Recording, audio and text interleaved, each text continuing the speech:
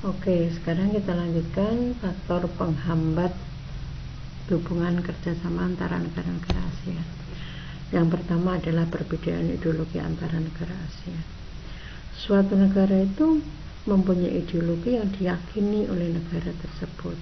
Ambil contoh, bangsa kita Indonesia mempunyai ideologi Pancasila. Bangsa lain tidak ada yang punya ideologi sama dengan kita. Mungkin ada yang komunis, ada yang sosialis, dan lain-lain. Nah, adanya perbedaan ideologi itu menjadi salah satu faktor penghambat terjadinya hubungan kerjasama antara negara-negara di kawasan Asia Tenggara. Faktor penghambat berikutnya adalah kebijakan protektif. Kebijakan protektif ini adalah kebijakan perekonomian yang diambil oleh suatu negara. Ambil contoh, Jepang itu mempunyai kebijakan protektif dumping, di mana Jepang menjual hasil produksinya di luar negeri lebih murah dibanding dijual di dalam negeri. Nah, mengapa Jepang mengambil kebijakan itu? Dumping tentunya ada alasan, ada perhitungan yang mereka sendiri yang tahu alasannya. Kemudian contoh yang lain kebijakan protektif adalah pembatasan kota. Pembatasan kota di sini yang dimaksudkan adalah jumlah barang yang masuk ke suatu negara itu dibatasi. Mengapa kok pemerintah membatasi masuknya barang? Dengan tujuan untuk melindungi hasil produksi dalam negeri yang mungkin jenisnya sama dengan barang-barang yang diimpor dari negara lain. Terlebih-lebih apabila barang impor itu kualitasnya lebih baik, maka konsumen di negara tersebut tentunya akan membeli barang-barang yang kualitasnya baik, sehingga itu nanti akan mematikan produksi dalam negeri. Next, faktor penghambat yang ketiga adalah konflik dan peperangan. Konflik antar negara. Jelas kalau dua negara terjadi konflik, maka hubungan di bidang apapun tidak akan bisa berjalan dengan sehat. Apalagi peperangan, di mana apabila kita berbicara tentang peperangan, itu di kawasan Asia Tenggara jauh-jauh dari itu. Meskipun sebenarnya dunia itu juga menginginkan perdamaian dunia. Negara-negara di dunia itu sudah bersepakat dalam badan PBB untuk menciptakan perdamaian dunia. Tetapi kalau kalian mungkin masih melihat terjadinya peperangan di jalur Gaza, di Palestina, itu wallahu alam, sampai kapanpun kita tidak tahu berakhirnya. Konflik dan peperangan yang jelas akan menghambat terjadinya hubungan kerja sama. Yang berikutnya perbedaan kepentingan tiap-tiap negara. Kerjasama dibutuhkan bagi perkembangan dan masa depan negara di dunia. Akan tetapi dalam kerjasama antar negara, tiap-tiap negara memiliki kepentingan yang berbeda. Perbedaan ini dapat menghambat kerjasama yang dimaksud. Nah, maksudnya begini, kita butuh ini, ternyata negara yang lain tidak butuh itu misalnya.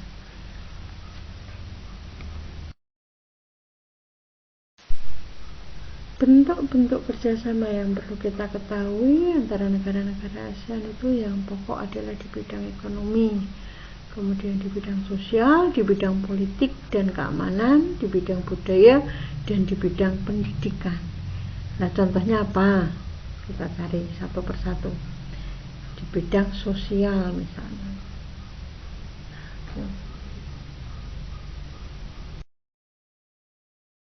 Bentuk kerjasama di bidang sosial contohnya satu, menekankan kesejahteraan golongan berpendapatan rendah, perluasan kesempatan kerja, serta pembayaran upah yang layak.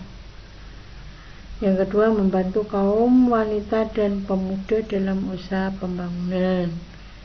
Yang berikutnya, menanggulangi masalah perkembangan penduduk dengan bekerja sama dengan badan-badan internasional yang bersangkutan. Kemudian yang berikutnya, mengembangkan sumber daya alam, meningkatkan kesejahteraan, meningkatkan kesehatan, pertukaran budaya dan seni di antara negara ASEAN, penandatanganan kesepakatan bersama di bidang pariwisata, penyelenggaraan pesta olahraga atau SEA Games, kemudian penanganan narkoba dan solusinya, itu merupakan bentuk-bentuk atau contoh-contoh kerjasama yang dilakukan oleh negara-negara Asia Tenggara. Sebelum kita lanjutkan, di sini Bu Wi merasa kok kalian pada ngantuk ya? Mana semangatnya? Ayo tepuk tunggal. Sekali lagi. Nah, kita lanjutkan. Yang ngantuk, melek matanya. Jangan seliat-seliut kelihatan loh dari sini loh ya. Kerjasama yang berikutnya di bidang politik dan keamanan.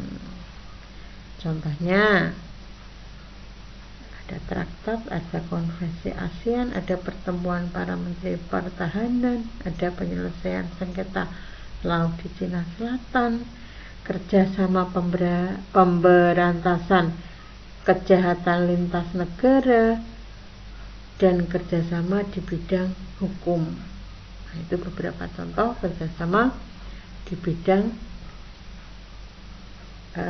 politik dan keamanan.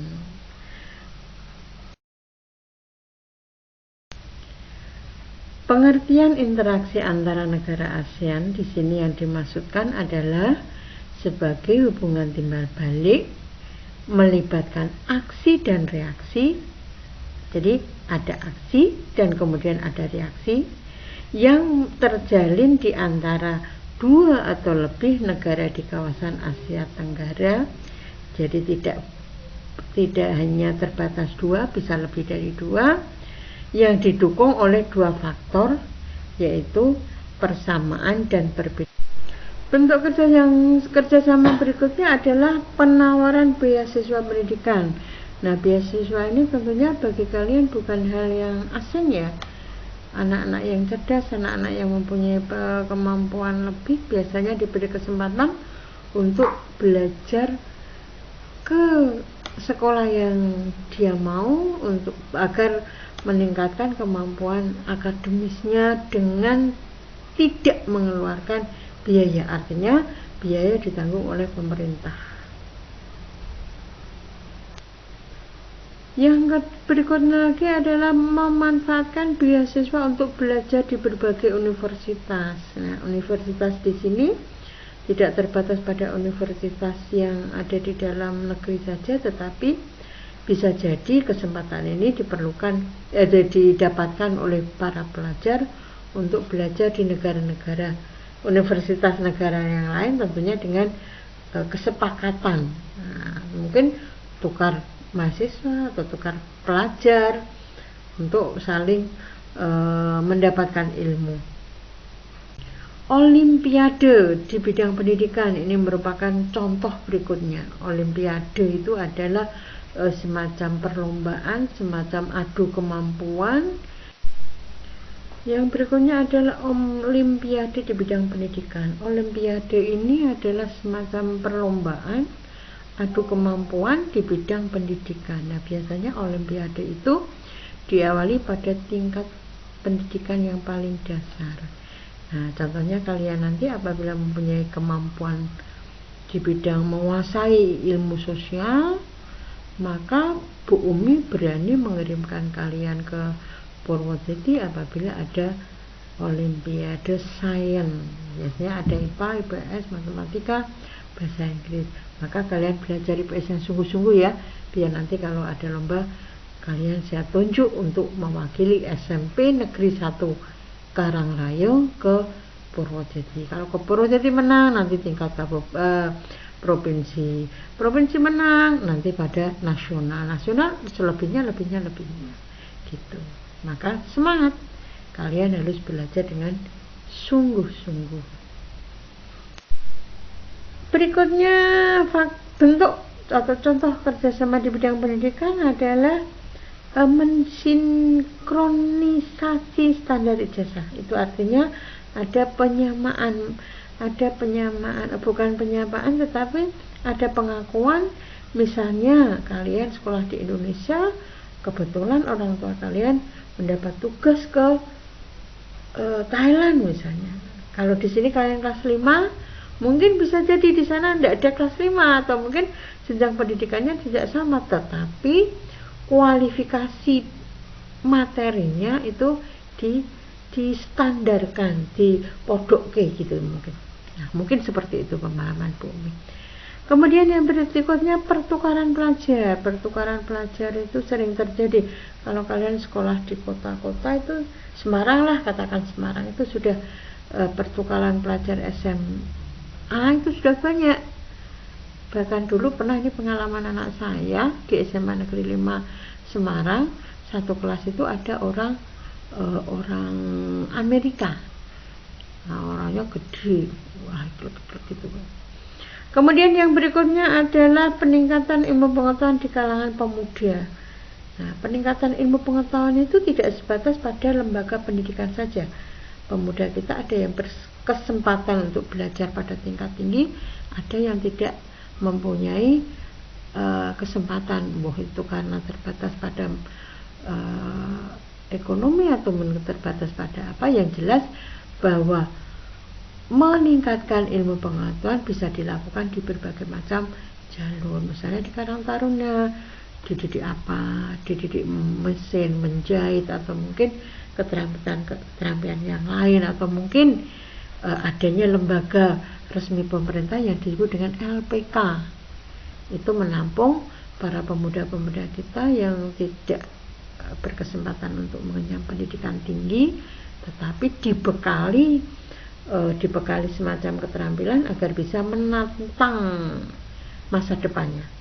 Artinya dia bisa masa depannya itu bisa dia perjuangkan melalui skill, melalui kemampuan dia sendiri, dan tidak bergantung kepada lapangan kerja yang disediakan oleh pemerintah. Artinya pemuda-pemuda yang dibekali ilmu keterampilan mampu menciptakan lapangan pekerjaan sendiri. Nah, begitu anak-anak, bisa dipahami apa yang saya omongkan panjang lebar ini tadi.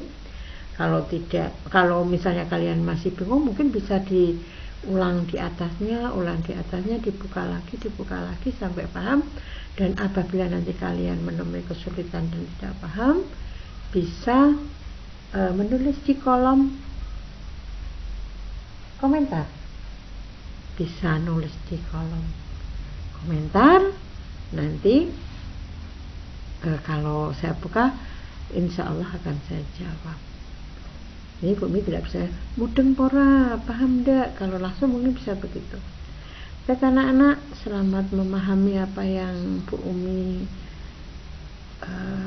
buat pada hari ini. Semoga harapan kita, pembelajaran kita tidak melalui jalur ini. Kita selalu berdoa, satu, diberi kesehatan, dan COVID-19 segera lenyap dari bumi Indonesia, bumi dunia. Jadi tidak hanya di Indonesia saja, mungkin di Wuhan yang sumbernya saja juga segera diangkat oleh Allah Subhanahu wa Ta'ala. Demikian anak-anak, terima kasih. Ayo bangun. Kalau kamu tidur tak sentrik. Terima kasih. Saya akhiri. Assalamualaikum warahmatullahi wabarakatuh.